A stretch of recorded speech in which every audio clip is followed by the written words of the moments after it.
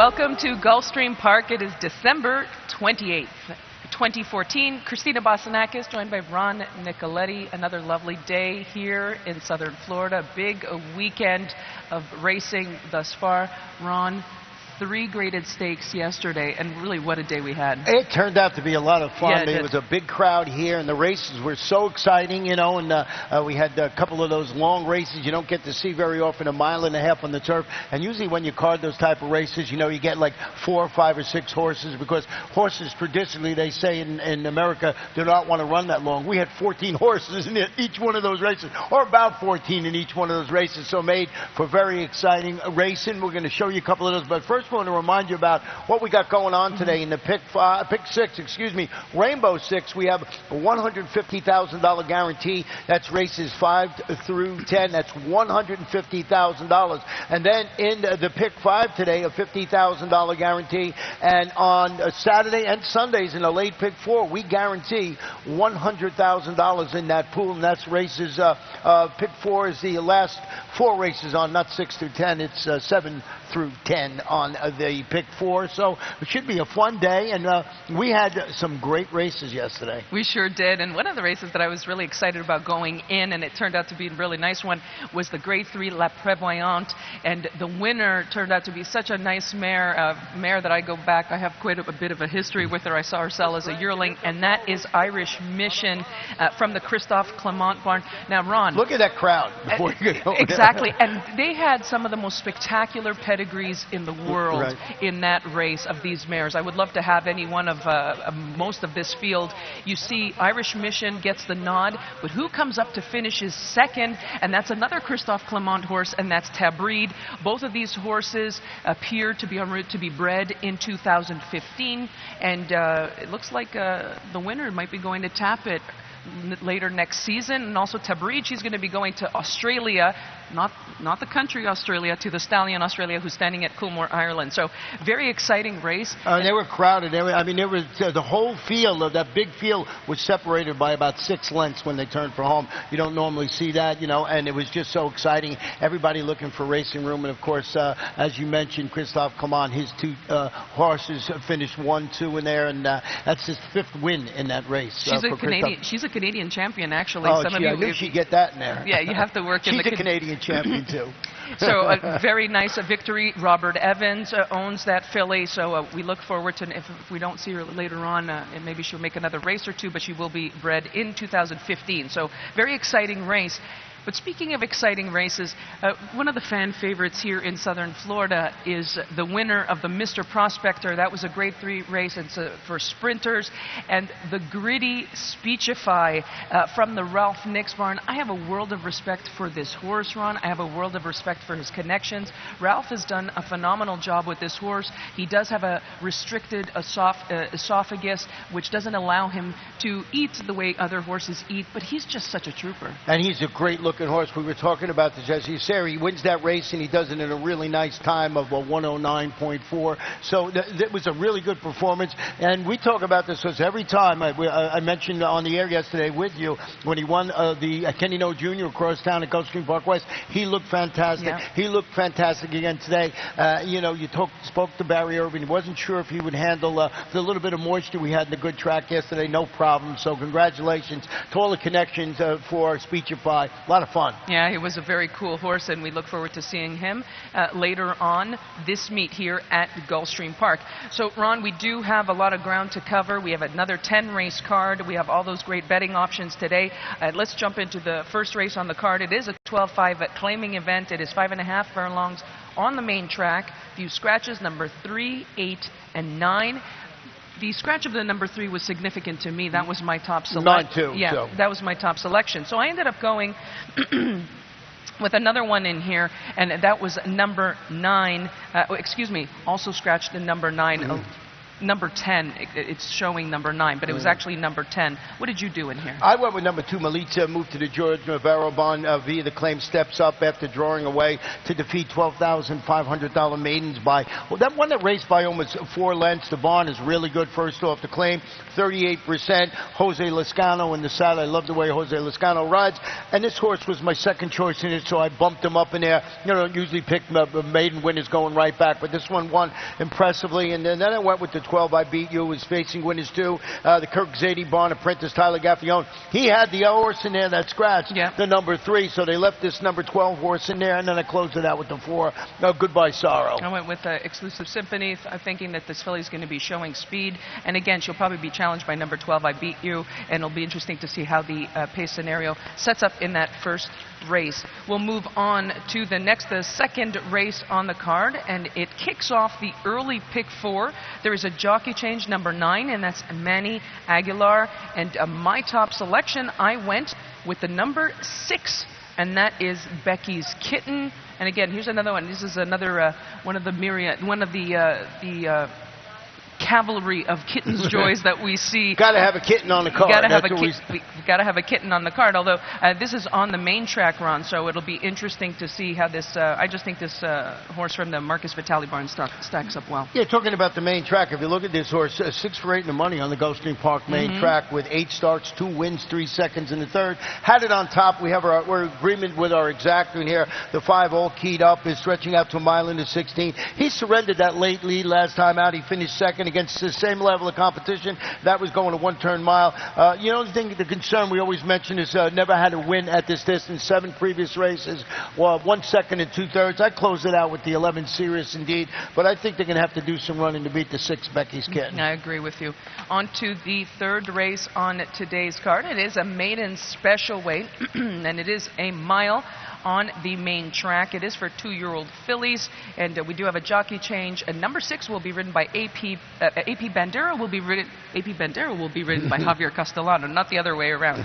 And my top selection, I went with number 3, Last of the Mohicans. This is a 2-year-old daughter of Indian Charlie. I always like Indian Charlies. I like them early. They're very precocious. And Ron, she's run 3 very good races for Brendan Walsh. And Corey Lannery, I think he did a good job. She was always in the mix, second in all 3 starts.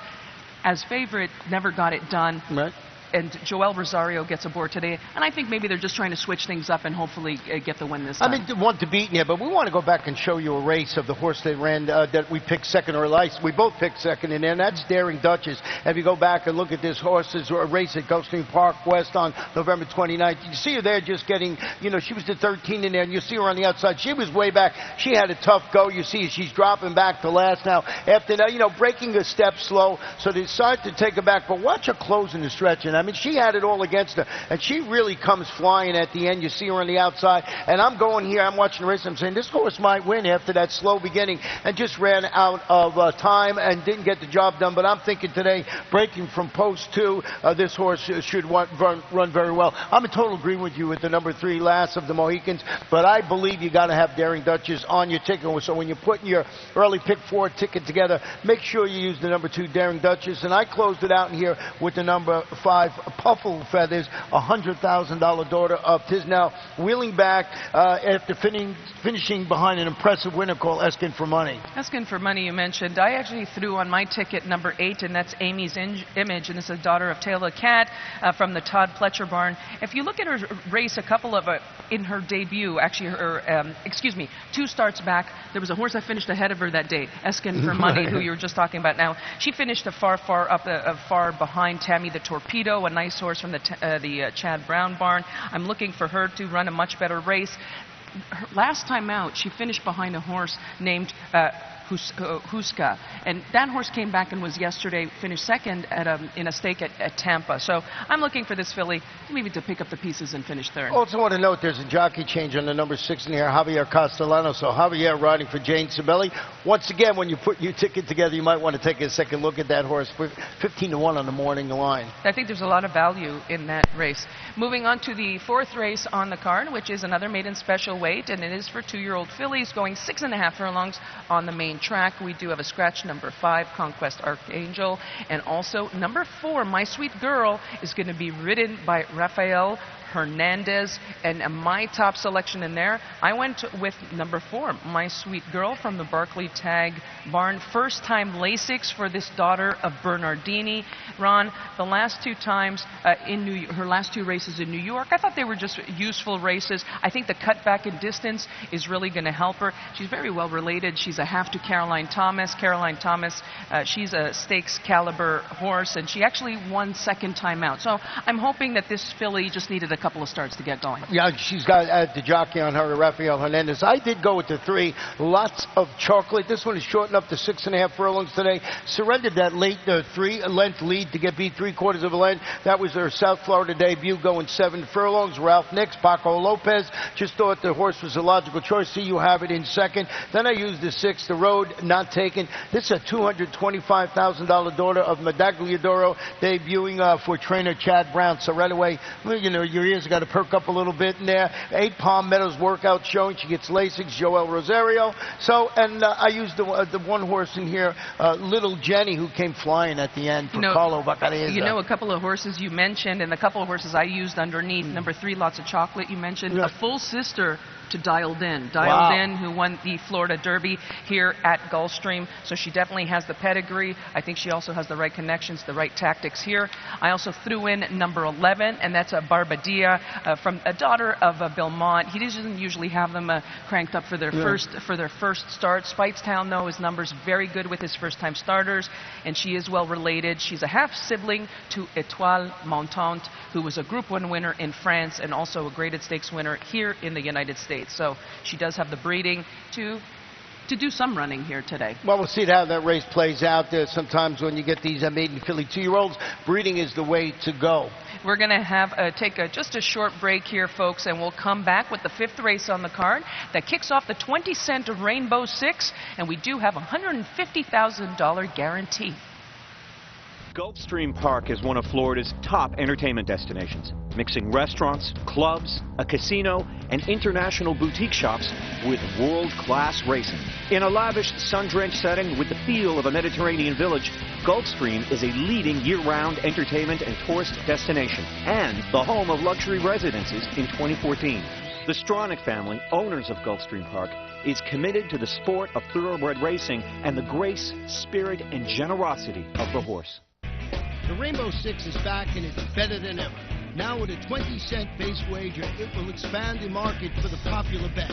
And in addition to doubling the base wager, the percentage return for the winners on the day the jackpot isn't hit increases to 70%, with 30% going to the carryover pool for the next program. Gulfstream Park, first post, 12:35 p.m. each and every day. Welcome back to Gulfstream Park, and we're going to have a look at the 5th race on today's card that kicks off the 20-cent Rainbow 6. A guarantee, Ron, of $150,000. Yeah. So now we do have a few scratches. Number 3, 14, 16. There's a jockey change. Number 9 will be ridden by Paco Lopez. And just in case everybody's noticing, all the horses that were ridden by Edgar Prado, who went down last week, still recovering. I heard he's doing well. However, he's still not riding. Yeah, he's still not riding, and he's entered again in a couple of cards on horses on Wednesday. Maybe he'll be back by then, but it's a wait and see. But he was so lucky. It was a really nasty fall, and these jockeys are so versatile that they can even come back, even think of come back. If it happened to someone like me, I'd be off for 2.5 years. So good luck to Edgar. I hope he does real good in his recovery. Yeah, we hope to see him back soon. And as I said, Paco Lopez will ride the 9 in his stead. In the 5th race, it is a $35,000 maiden claimer. It's a 1.16 miles on the turf course. It is for 2-year-olds. And after following those scratches, it didn't really affect me, Ron. I went with a number 7, Tariff from the Bill Mott barn. And we really have to just go back and look at that last race. Yeah, exactly. Because I think that's the key to this race. And let's have a look. But, Ron, very clearly, there he is. He's in close to, he's along the rail, and he's forced to take up here. So he almost went down. He almost goes down. He checks. So he really couldn't. He just dropped back. He really couldn't offer anything. You wouldn't almost persevere with a horse like this. But that's dramatic. Yeah, you know, and looking at it, it looked like he was just about to make a move and go in there and win. And but you know, like you said, he lost all chance and just backed up. So we both have him on top of our ticket today. And then my second top selection, I did use a horse, number 15, Wildcat Runner. So he draws in Ron into this race, and I just liked him a couple of things. I liked him based on his numbers. I look at the thoroughgraph sheets, and I thought his numbers fit. Now, his best race appears to be on the dirt, but I do think he's very consistent in terms of some of his turf races. He's run pretty good numbers. The post is disconcerting, but he's a horse I used. And also number 4, Talbot County, from the hot Christophe Clement barn, and the mare, actually Delmarva, she won a second time out. So again, Christophe's very good with his first time starters. The mare, she was able to get it done in the first couple of starts, and Giants Causeway, top stallion. Yeah, Joe Bravo being the saddle. I had to use number 5, Pasta Giovanni, because do I have to tell you why? This one is making his first start since rallying to finish third. That was against $30,000 maidens going a mile on the Delaware turf. Greg Sacco, Rafael Hernandez at the controls. Rafael Hernandez has not ridden down here in South Florida before his first year here. This kid can ride. Yeah, I watch him. I think he can ride. So you see our selections up there. But Tariff, I think would have won that last race if he did not clip heels that badly. How deep are we going for the Rainbow Six? I'm going to go just with these 2 horses, I think, Tariff and Talbot County. Good. But now that you mentioned the horse getting off the also eligible, I'm going to go back and take a serious look, especially if he's got the numbers to compete with these. Yeah, sure will. On to the 6th race on the card, and it is an allowance, and it's 7 furlongs on the main track. A couple scratches, number 1, number 10, number 9 will be ridden by Luca Panici, and this kicks off the pick 5. So if narrowing it down to 2 or 3 horses is not enough to kick off the Rainbow Six in race 5, here we've got the pick 5. And again, $50,000 guaranteed. My top selection in here, I went with number 6, and that's Montana Cowboy from the Marty Wolfson barn. And really, his last couple of starts have been pretty good. He's done very little wrong since he came back, since his last race in September. He's just run 2 very nice races, showing speed, which is what I expect him to do again today. Yeah, we're total agreement with our top pick and second pick. Montana Cowboy makes the 3rd start of its current form cycle. You know, being 3/4 a length by that repeat winner called Lover Bill, going 6 furlongs. So I just think that performance looks like the one to beat. Indian Brute was very impressive when he returned from a 14-month layoff with the LASIK head and proceeded to break his maiden by 5.5 lengths, going 6.5 furlongs. It was on the sealed sloppy track up at Aqueduct. Lightly raced son of Indian Charlie, and may have tipped his hand with that blistering work at Palm Meadows.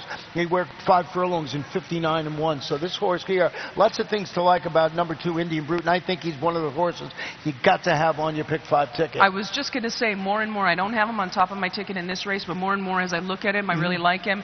And Barclay Tagg told us earlier this weekend that this horse had a knee issue, and he was gone for quite a while, as you can see the break in there. It took him a long time to come back, but they really liked him. They were high on him. So Barclay, he's the guy, he's going to have them ready. If they're running, ready off the layoff, and in fact, that last race, he came back off the layoff to run a very good race. I think he's going to run even better. Yeah, and like I said, the bullet really swayed me with that horse. And then I closed it with 3 Rich and Tuck from the Nicky Zito barn. So we'll see a 3rd race off the bench produce a victory for number 3 Rich and Tuck. Going to go a little deep there in our pick 5, but those 2 horses, the first 2, Montana Cowboy, who looks like the one to beat, but I wouldn't be surprised if the 2 horse won that race. I agree with you, absolutely. On to the 7th race on the card. It is a 20,000 claiming event and is 7.5 furlongs on the turf course. Scratch the also eligibles 13 through 16, and number 3 there is a jockey change, Leandro Goncalves. And my top selection, I went with Little Miss Brown, and that's number 6. I see that you used her as well, but you had her underneath. And last time, she hasn't been seen since October 9th when she faded. That was an allowance company, so she's been running in that was in a tougher company. She faded late after showing some speed. I think she's much more appropriately placed here? Well, I thought I was going to get cute in this race, and I looked. All I kept seeing was speed and speed and speed. So I said, I'm going to go to the closer. This course, they're going to miss him. He's going to be a long shot in there. Little did I know, 4-1 on the morning line. I made him my long shot of the day, and I'm talking about the 7 Crown Red, who does his best running in the latter, her best running, in the latter stage of the race. You sit in the catbird seat behind the abundance of speed in here. Little Miss Brown is the speed of the speed in the race, and 2 Stately Defense also has speed. So I saw a lot of speed in there. Like I said, trying to get cute in there. I went with the closer in there, but if 6 Little Miss Brown won it, I would not be surprised. That's who I would normally pick, but like I said, I was trying to go for a long shot in there. Little did I know they found him and made him 4-1. Well, that kicks off the late pick 4, and which we do have that 100,000 guaranteed. So again, I think we're agreeing that we should probably use a couple. Oh yeah, no, all maybe. On to the 8th race on the card, and it is an allowance optional claiming event. It is with a claiming price of $62.50, and it is it's a mile and a 16th on the turf course. We do have a couple scratches, number 1 and number 12, a couple of jockey changes. Number 3, Which Market, will be ridden by John Velasquez. That's actually the only jockey change that I have thus far, and Larry Colmus will come on in just a few moments for all the changes and scratches for today. But my top selection in there, I went with, now let's preface this. I went with number 4, and that's Theros, and this is a horse that we saw at Gulfstream Park last winter. Hasn't been seen since last February. Trained by Kieran McLaughlin. I think Kieran McLaughlin, one of just a handful of trainers that do a stupendous job bringing horses off that kind of layoff. I don't even think about it. And he finished ahead of a horse named Ironicus from the Shug McGahee barn, who's very nice, and he's turned into a stakes caliber horse. So I'm looking for Theros. He's had a lot of steady works leading up to this, but Ron, there are so many ways to go in here, including number 2, Dark Cove, which is really has the class edge in here, and you selected him. Yeah, and number 4, Theros, that's a good type of horse to have on your tickets because it's 15-1 in the morning line. And this is really wide open. I do have the number 2, Dark Cove, but it comes with a little bit of something that's been off for a while. Dark Cove, a winner of 3 consecutive graded stakes races before the 17th month plus layoff, but has really trained consistently for the return by trainer Mike Maker, who does a really good job with horses coming back from an extended layoff. Javier Castellano. What else I liked about this horse, 5 races on this track, a 2-time winner, Eusebian, and a number 5 shock leader, a wide open race. Dark Cove is actually in for a tag if you look at it, and he's in for the 62,500 tag. There were just several things which I decided not to go with him on top. And again, I could understand with that layoff. Yes, he's a nice horse. He's a graded stakes winner. If he runs back to his earlier form, he's going to be tough to beat. And Zavarian, you mentioned, Amen Kitten. I also used Amen Kitten. He also hasn't raced since April. So it's an interesting, but it's a bit of a strange race because a lot of these horses don't have recent form. Yeah, and that's always a little bit of a guess on our part when you're trying to figure out which one. Watch the tote board. That's always a good signal. Perfect.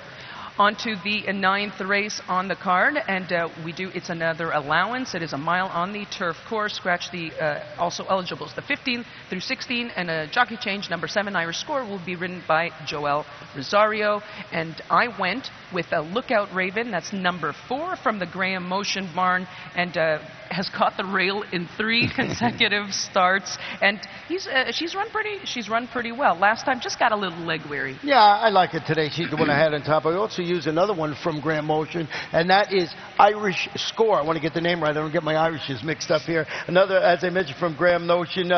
We finished third against Allowing Types at Monmouth on July 25th. Coming back from a layoff, here's another horse that these horses are all starting their 2015 campaign, and Irish Score, I put it on. Maybe we'll get an all Graham Motion exacta. Yeah, I used a couple of horses on the outside, but again, there's another wide open race. I think that we've got to use a few in there.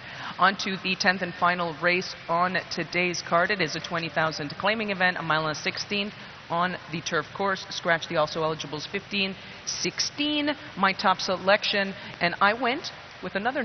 I've had the 4 better run well today, because I have the number 4 on top in the last 3 races, and that's Whisper on the Wind is my top selection. And I know that you used another horse in here, and that is the Kitten in May, and who's your 3rd selection. But let's take a look at that last Yeah, we race. got a little quick one we want to show you about Kitten in May. You'll see this horse here. He's the number 3 in this race. And you see he gets shuffled back to last in here, and then he gets in some tight quarters on the inside. You'll show you in just a second coming up. And I just thought, you know, he's coming up, and you'll just see now he gets almost gets put over the hedge a little bit. You'll go here, and so he's up against it early going. You see most of the field in front of him. When we switch to the stretch, he is closing pretty good, and I thought he ran a bang-up race. So he is on my ticket number 6 today, Kittens in May, along with Purely Boy, and your number 4, Whisper on the Wind. So I would use this horse. You see, he closed, and I still thought he might win that day, but just didn't get up. Yeah, he was just driving late and just failed to get up there. But again, we have a couple of interesting selections or interesting choices to make in that 10th race, which does have the super high 5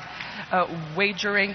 And Ron and I will be back the rest of this afternoon, and we really have a really competitive race, a card on tap, and we'll send you off with a recap of yesterday's McKnight, and it was taught on the turf, Divine Oath, who just got up late and just got the job done. So stick around, folks. Good one on tap.